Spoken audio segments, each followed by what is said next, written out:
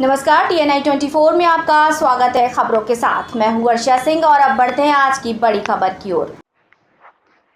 आजाद भारतीय किसान यूनियन की मासिक बैठक हुई संपन्न, आंदोलन तेज करने की चेतावनी दी। जी हां, हम आपको बताते चले, बाराबंकी के टोल प्लाजा मैनेजरों को तत्काल निर्देशित किया जाए कि किसानों का टोल टैक्स मुफ्त करें।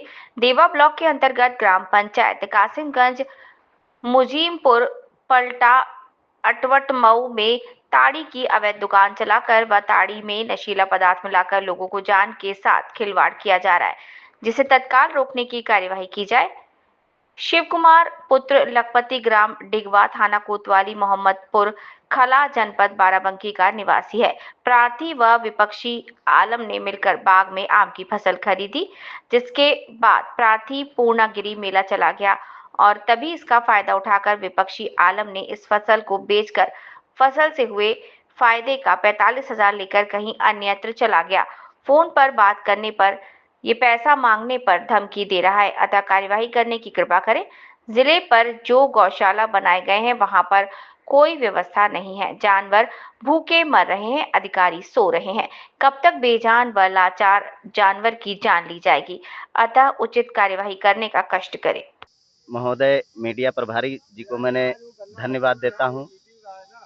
और आज मेरी आज़ाद भारतीय किसान यूनियन की मासिक बैठक हर माह 26 तारीख को होती है। जो किसानों को दिक्कतें होती हैं या छोटे लेवल से लेकर बड़े तो यहाँ दी जाती है। अगर कोई अधिकारी नहीं सुनता है तो यहाँ ज्ञापन में लिख के जिला अधिकारी महोदय को दिया जाता है।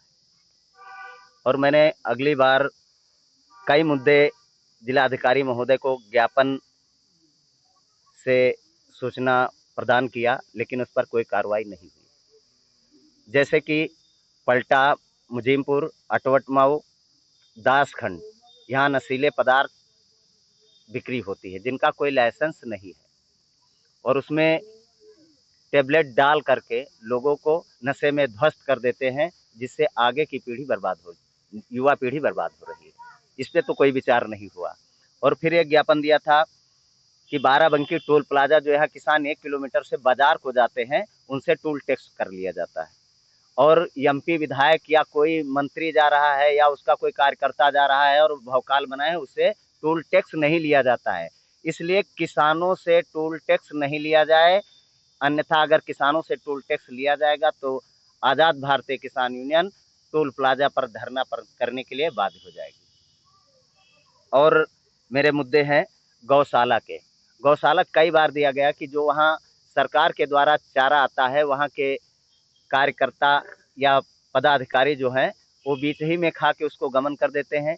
जो गाय और सांड है वो वहाँ दम तोड़ते हैं, न पानी है न चारा है, कुछ नहीं है। कौन सी गौशाला है?